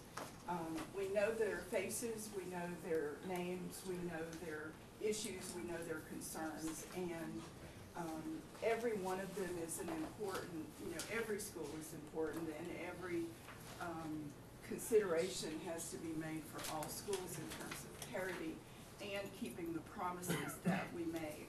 And you'll notice you can't read it up here, but it's in your packet. There are 2 items that are in there that you've seen before. One is what we affectionately call the blue sheet, which outlines the commitments of the bond in terms of what we were doing at each school, what the capacities were, and what the project budget is. And then on the reverse of that page, there is a phasing schedule that is not changed from the time that we first saw it in terms of groups 1, 2, 3, and 4. And I'm going to talk a little bit more about that. As you, I'm sure, have heard, we are having budget concerns, and that's why we're here. We want you to have the facts as we know them, and we want to be sure that we're being, as clear as we can be about what's going on and what we know. And we've been gathering a lot of information over the past few months. One thing I just want to interject is you also have in your binder just some articles, because the one thing we want to make clear is we're really dealing with an issue that's not just affecting HISD, but is affecting school districts throughout Texas and really across the nation, but particularly here in Texas. And so the market conditions are really the issue, and that's what we're trying to work through to be able to deliver the best program we can given the current market situation. And the other point I wanted to make with this is that we are still in a place of delivering on the commitments that were made, fortunately. As Leo said and the article's reference, this is an extremely active construction market. This is a quote from the Business Journal about this being the highest level of construction in the area since the 1980s, and I'm sure you remember what that brought about. Obviously, when you have more construction going on, in a boom like this, you begin to see shortages of labor, trying to find masons, trying to find, people who can work with steel, trying to find the materials that you need to build the building from. Concrete is one in particular that has just skyrocketed. So, as the demand increases, the supplies don't increase and don't keep up with the demand. And that's part of what has happened in this, in this market. So what we wanted to speak with you about is, that is what we're seeing. That is, I think everybody could see. You can see the cranes in the sky. You can see everything that's going on in Houston. We want to talk about what can we do about that and what have we done about that. This diagram shows when the bond was developed. You can see 2011, 12, 13, and then 14, 15. So you can see the market in 2012 when the bond was developed was $146 per square foot for school construction, and that was a lovely market. But because folks were not confident in the planning of the bond, fortunately, the prices that were set were approximately $160 per square foot. So some elevation was already included in that, in anticipation of things that can go awry. However, as you can see from this diagram, the prices have not gone up that little bit. They've gone up 44% in school construction since this bond was passed by the voters. As Leo said, we're not alone in this. There are other districts, there are several articles. Fort Worth is one that, we've all heard about, and then, there are others in there. So, knowing that you're not alone doesn't necessarily solve your problem, but it lets you know that you didn't create it for yourself anyway. So as we go through the process of planning, design, and construction, there are different milestones at which we look at budget and look to be sure that we are aligning where we need to be. It begins with planning. When we planned Group 1, we planned for the $160 per square foot. As we're looking at the acceleration of Groups 3 and 4, we're looking at what we need to do about that with the increased costs, and how do we plan for that. I'll speak to that a little bit more later. But at each level, schematic design, design development, and construction documents of the design process, we get 3 estimates. We get an estimate from the architect, we get an estimate from the program manager, and because I'm speaking right now specifically of Groups 1 and 2 more than 3 and 4, their construction manager at risk. So we also get an estimate from the contractor, because the contractor is involved early on in the process. And if those estimates are in alignment, close enough, say 5% at schematic design, close enough to the budget, then we move forward. If they're not, we stop and look at that and figure out if we need to redesign, what it is we need to do. As we move farther in the process, get to our construction documents, the gap between estimate and actual has to narrow to nothing, so that when you actually, put the projects out to bid, they are, that you at least have a belief that you're going to be in budget. Mr. Lunsford? I'll go ahead and let her finish, and I'll ask my question, I'm sorry. So if we start to look at what we have done about this so far, we started with $160 per square foot. We have added the inflation dollars, because the inflation was 4.5% to 5% that was in the budgets. It obviously doesn't match the real inflation that we've been seeing, but it does help get the budget from 160 to 75.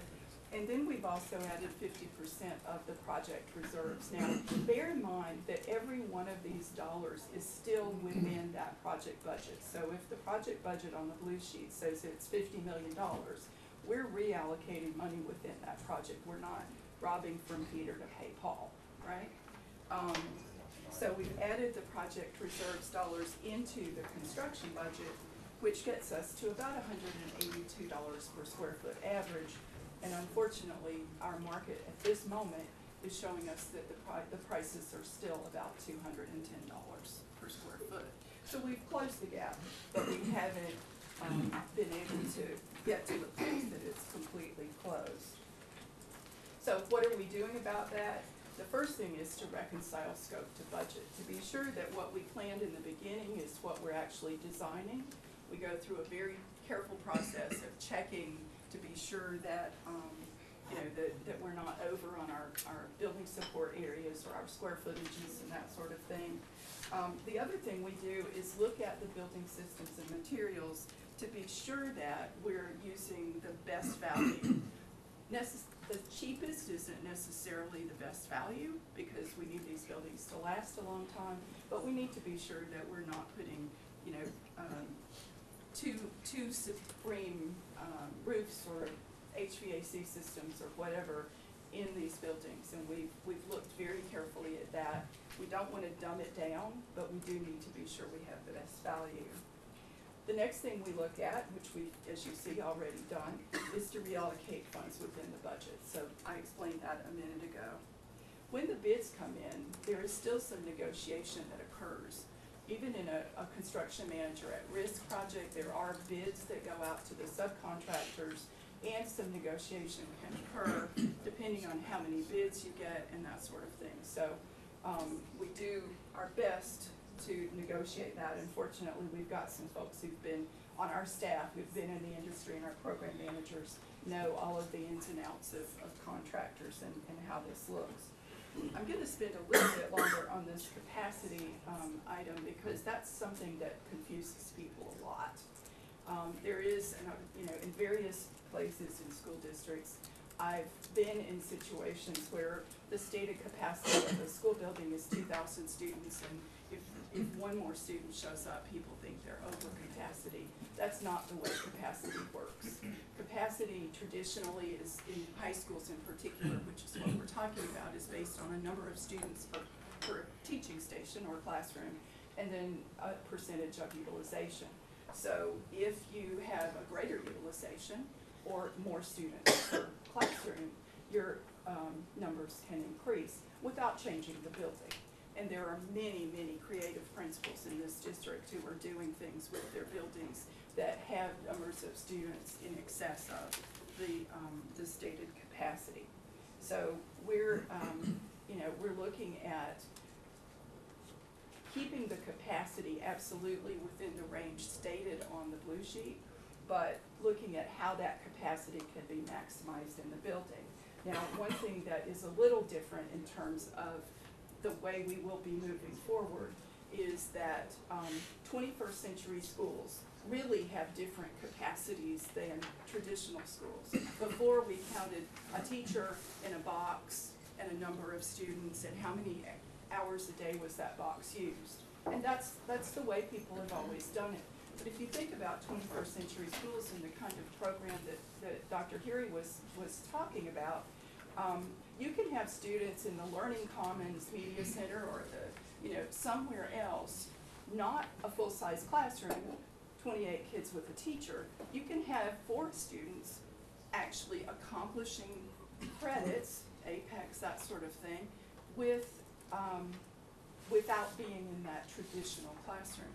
So in situations where the capacity may have been 1,000, if you've got that sort of online learning going on in different parts of the building, then the capacity we'll see as above 1,000 as we move into the future.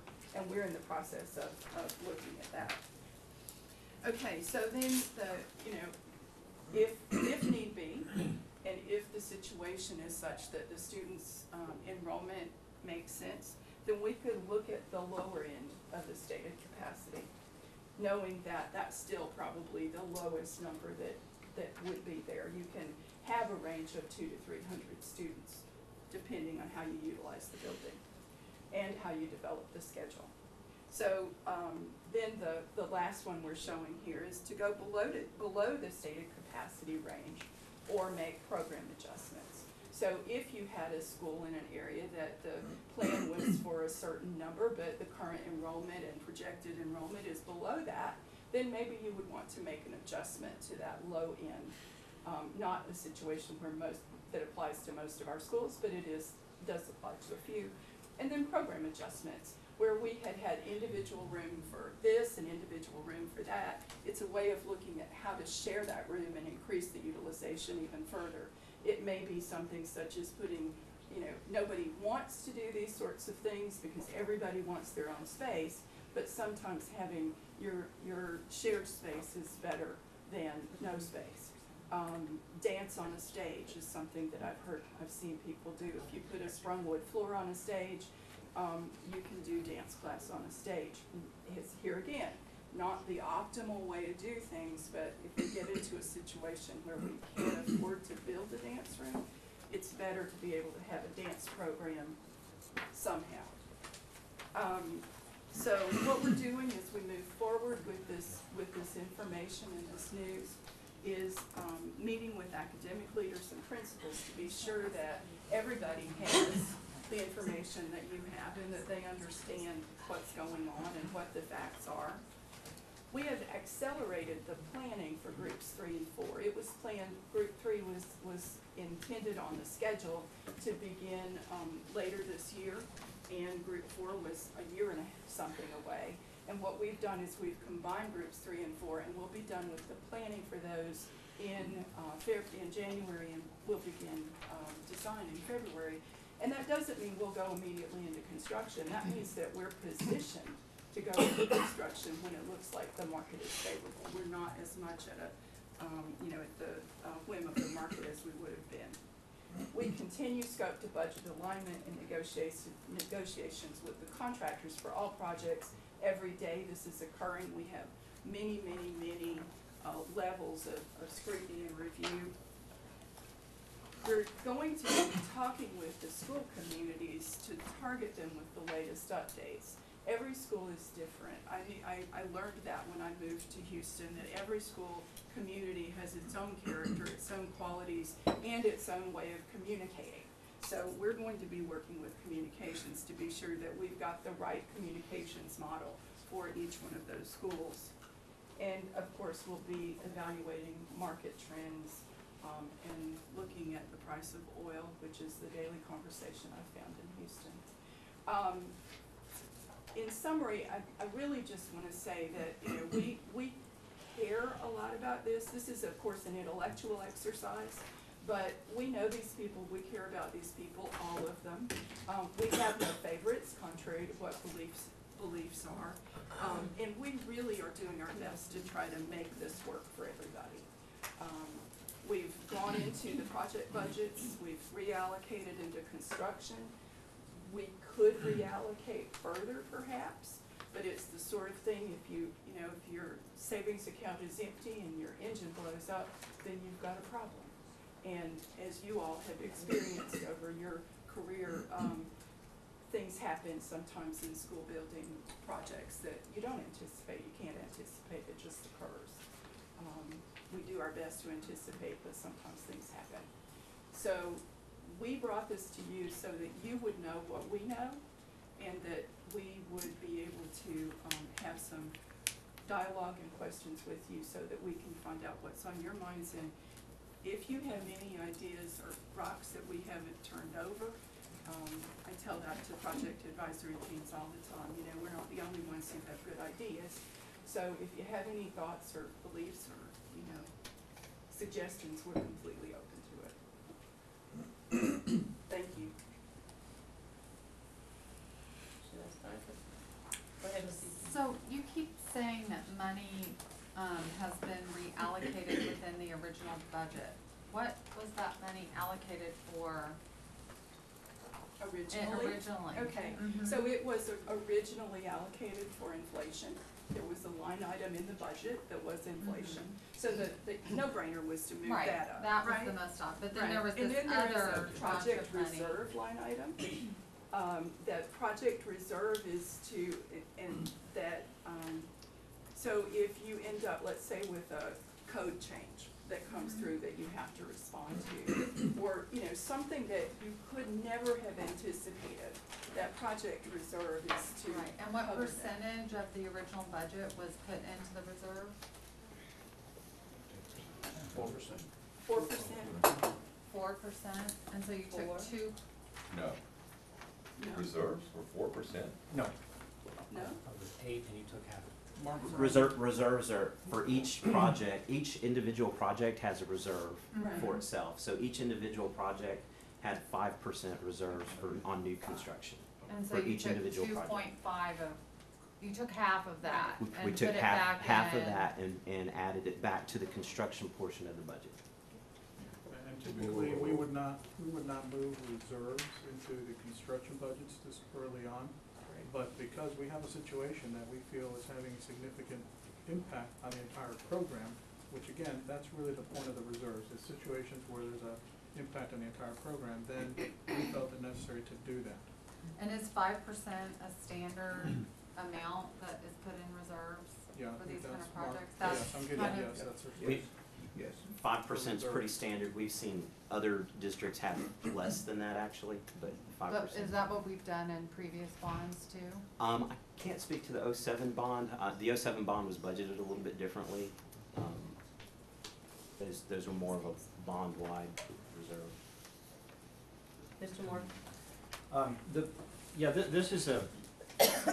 This is obviously an unpleasant conversation, and it's been an unpleasant, few months actually for you all.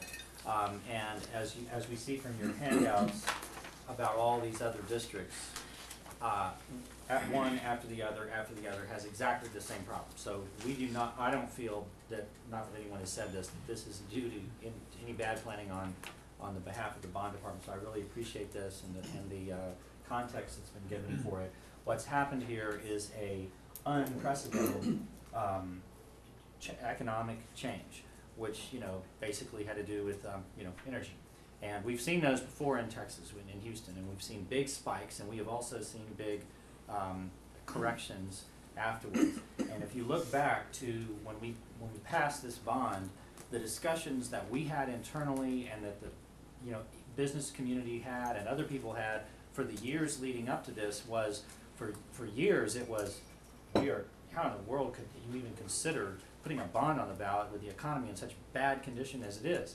And so we were trying to time the fact when, you know, kind of when the market was good enough and was clearly not just a little uptick, but really strong. And so finally we felt that we had timed it right to where there would be public support and the right economic conditions to do a big bond, and we did that. And I think we picked it right. It's just that we didn't know what kind of a boom we'd had. We had this great boom afterwards. Now, what we also, and so normally, you know, in order to be conservative, you'd want to be real careful about things like using some of your reserves. I mean, it's obviously not a normal thing to do, but this is not a normal situation. Often you might have this discussion about using your reserves because you think, well, you know, how long can this really last? It's been a real boom, but maybe it'll slow down. Okay, well that's kind of risky because you're still in the boom, and maybe it won't slow down, maybe it'll even get worse. Well, we're not in the boom anymore. It is quite clear the boom is over for some period of time. The price of oil has collapsed, and it's not going to bounce right back. I mean, no one knows exactly what it's going to do, but I mean, most of the things I read, the more of the expert on this in this room would be Mr. Lunsford. But you know, low-priced oil below the key price, by the way, of $75 a gallon, which I mean a barrel, which was what was, you know, noted in here, are finished for quite a while. Which means that it's a different discussion than we might have if we just say, well, we hate to just change our bond and change the scope, and after all, this boom might not continue, so, well, we're going to be a little risky. No, the boom is actually finished. And in fact, the prices are correction, and what we're looking at is a lag where it hasn't yet reflected in market prices, because these people with the moving machinery and the steel and the concrete and everything else are still filling orders, and so they're still saying, oh, no, we're not lowering our price yet, or they don't even use the word yet. And so there's a lag. Now, in the same article about the $75 oil being the key, it said that when oil drops below $75, there will be a 4-month lag. I don't know how magical that is.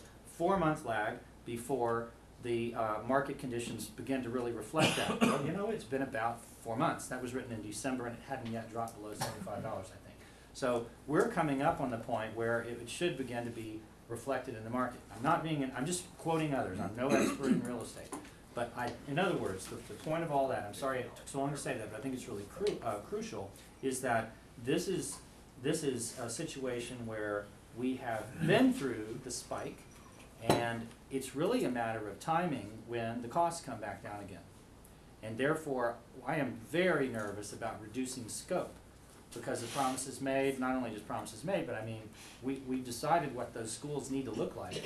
And yeah, there's some scope change, because 21st century schools is a concept that since passing the bond has even developed a little further, because it's been, you know, 2 years. So I understand that. But beyond that, I'm really, if we go and reduce the scope of all the first phase projects, I'm quite convinced that by the second phase or the third phase, the cost will be down again, and we will have now over-reserved, and so the people shortchanged are the people who are in the first phase. So, I mean, you know, I'm more for delays, even though I realize nobody wants to hear that. And the people at, you know, Lamar, for example, in my area will say, what? What, just when we may be about to get started and you want to have a delay? Well, it's that, or what, go back to the voters for more money, or rescope and reduce? So, I mean, I really like the idea of using the reserves, because this is the boom is passed, and it's a matter of timing. So I'm just hoping we can be patient about that and try not to reduce the scope. And it's not, doesn't trouble me at all, actually, to use the reserves in this situation. Thanks. 2 questions. You hit a very good point, Mr. Moore. In the 2007 bond, the bond passes, 2008 hits. Oil was $140 a barrel, and everybody's freaking out. You can't get steel because China was buying up all the steel. Oh my gosh, we can't build the schools we're gonna build. They're gonna build more, and I was on the building committee. I wasn't on the board at that time. We're gonna have to put plasterboard on the outside because we can't afford brick. I said, don't build it. Just wait, the prices will come down. And they did. And that's how the 2007 bond actually the schools got built, because the prices came back down. So what goes up must come down, but also what goes down will come up. So you've gotta long-term think what we're doing here. And I agree, I don't know how long it's gonna take. The labor cost will come down some. Materials, it's because it's supply and demand. But we all know that a lot of the stuff that's on the books will not get built now because there's not the funding. The oil was driving the money behind building a lot of this stuff, and it's not gonna be there. I can tell you, when your revenue gets cut in half, you have to think twice when your costs stay the same. That's what's going on. Okay, number two, to me, I'm a numbers person, you know me, and I think it might simplify things. We have a nice little easel there. Maybe you can start with Bel Air. We had $106 million that we all voted for Bel Air, but it's only $65 million for the building. So there's 40% going somewhere else. Maybe if you showed, here's where this goes, and then how much of where it went is coming back, so people know how much more of the building that we're gonna get. You know, where is it coming from, and then what the deficit is. Would somebody be, I said, I'm volunteering Bel Air High School as an example. If we can go through that, then everybody will know. So we can do that, or we can provide you that for all the schools. We have those sheets already. Oh, I know, but you said here's the building, but my question is, there's 40% that wasn't construction cost, it's soft cost, contingency, So inflation. right. Well, 5% contingency, well, what's the other 35%? So the So other, everybody knows, we like to be, you know, sure, so the other 35, that's a good question, because we get asked that too. And explain it to folks, the other 35 to 40% are for things like FF&E, furniture, fixtures, equipment, library materials, are things like the contingency we talked about, also the program reserve. And I think that's a little different than the way we've done it in the prior bond, where we had the reserve as a separate line item from the rest of the projects. In this case, that line item is within the overall project budget, so all of that. yeah, but you put it out and is pulled it within- into one reserve. But in the blue sheet, it's within each of these budgets. Right, but it would be nice to list it so everybody knows Right. all these funds and where they went. Right, and so we have that sheet, and I'll be happy to share that as soon as we're done with this meeting, Mark. if you'll Can you send it have to someone from everybody. your department go and print it up so we can share it now? Sure, Mark, would you see if somebody can get that for us, the sheets, project by project, budget summary sheets? The budget summary sheets, project by project. Yep. Okay.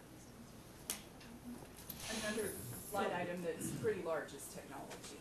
In response to Mr. Lunsford's question, can you show as a demonstration right now on that board, just a rough overview of the figures for Bel Air? I don't have it, but They have, they'll bring it. They'll bring it. So- We'll do it when- So overall, for the bond project, how much is management and how much is construction? Our management fee, our PMs run at 3%. How much? 3%, which is 5% less than what we paid the last time. And it's 3% of the construction. It's 3% of the construction, not 3% of the total. What is it? What is Not it? the entire project. Management. Management. And So 3% architects of is, The construction. architects are running between 5.5% and 6% of the construction budget, construction budget. And it was 7% in the 2007 bond. of the budget, Program budget. of the program The budget. total budget. Not So just architects is total and PM is 3% construction. Yes. Okay. On your reserves funds, I know a lot of the reserves from 2007 were spent after the fact in corrective actions. Am I right? so the reserves, we've allocated out of the reserves we've had. If you recall, we bring items to you about unforeseen conditions that need to be addressed, and that's one place where we've used reserves. The other place we've used reserves is we have schools that are in the 07 bond and also the 2012, and some of those did not get going in the 07 bond. And we said, we don't wanna do these things now, knowing there's a new building coming online, but at the same time, we don't wanna take away, for example, a boiler was one of the things that was gonna be replaced, and it goes out. We wanna have the fund to be able to replace that boiler that were already in the '07 bond for that purpose. So we're also holding '07 bond funds for those projects. So as we get through, if something like that were to happen at any one of our high schools, we can address it. So that's kind of coming off the top here. And then the other big thing that we've also encumbered in the reserves is conduit. We said we were going to, in the bond, 2012 bond, use leftover reserve dollars with the sale of real estate to fund that, so that's also been encumbered out of that budget. So a lot of the items that I've seen, that we voted on are like I said, or what you just said, corrective actions down the line. Yeah, unforeseen conditions. And the initial explanation we got for reserves was contingencies in the renovation of buildings. That's the way it was explained for us, because you have these unforeseen circumstances that you find behind walls and those kind of things. But in this case, we are not renovating anything, we're building new buildings, so that should not be an issue one way or the other.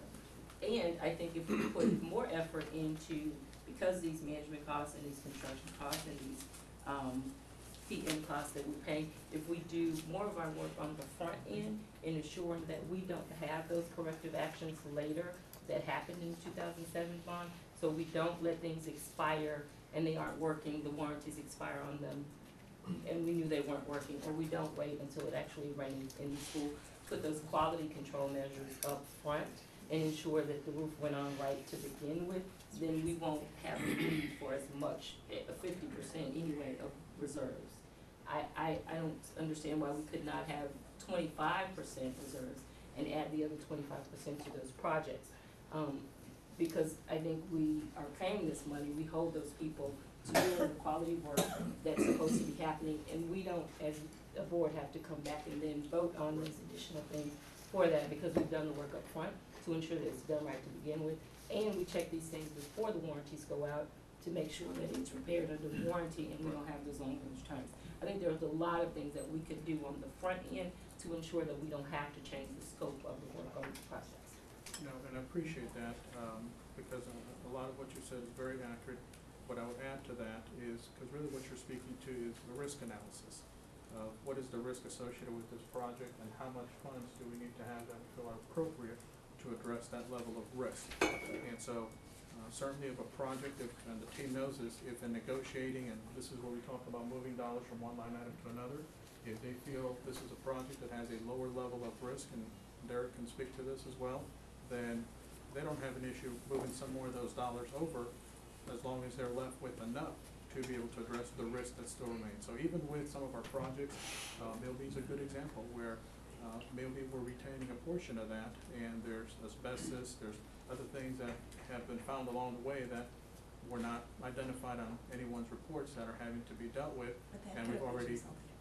I'm sorry? But that could be reasonably anticipated. That risk seems something that should have been foreseen in an old building. And the cost of that is low. Well, but the extent of it, and then when you have your asbestos expert who's saying, there's more here than what we originally identified, we have to address that, and we are, and that's where Derek's looking at, do we need to go back to our reserves and move further dollars to be able to offset some of those costs for building? But we're still gonna have those things, same thing even with a new school, we're building it, even though it's in the field in a lot of cases, there may be things that once we start digging in the fields, whether it's utilities that were just not identified on any prior drawing, they have to be dealt with. And so there are still some things, but I agree with your statement that not as high level of risk as with a renovation, where you're going to uncover a lot of things that were just hidden behind walls and ceilings. Mike, did you have something? Yeah, Mike was next.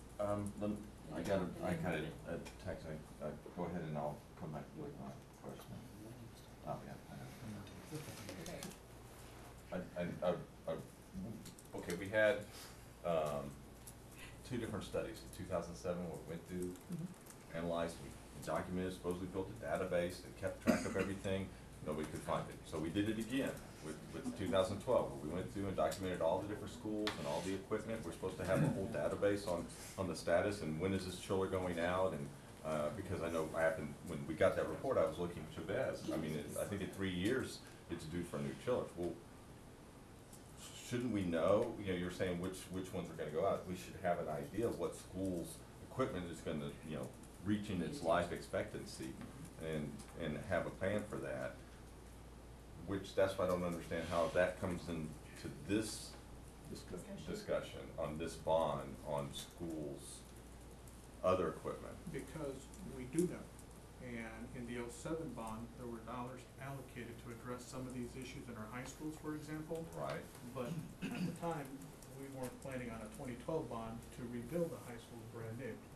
And so we you're still taking have that- to continue to function in our current high schools, provide an appropriate learning environment while we build these new schools.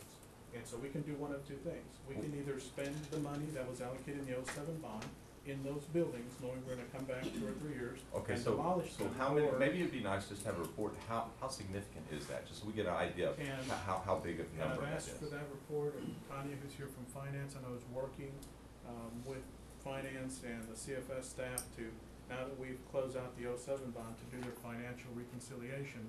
And as soon as she has that, I'll be happy to share that with the rest of the board as well. Okay, thanks. On the subject of, looking at the soft costs versus the hard costs, I'm looking forward to the analysis that y'all provide or that you print out so that we can see, as colleague Lunsford pointed out earlier. So my question regards that. For the most part, my understanding of what's going on in the marketplace is it is a hard cost related hyperinflation. In other words, demand related hard cost hyperinflation. So concrete, steel, and then services that are required for that. So earth moving equipment and rebar.